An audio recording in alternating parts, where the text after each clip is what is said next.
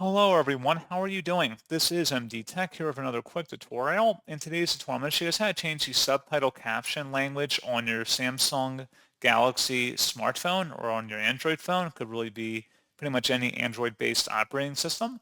So this should hopefully be a pretty straightforward process here, guys. And without further ado, let's go ahead and jump straight into it.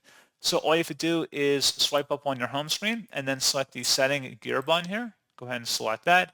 And then you want to scroll down and select sound and vibration. And then scroll down again underneath live caption. Go ahead and open that up. And then you want to go where it says caption preferences, select that and select more options. And then you can select the language button right here. And then you can select another language you'd rather the captions be translated into.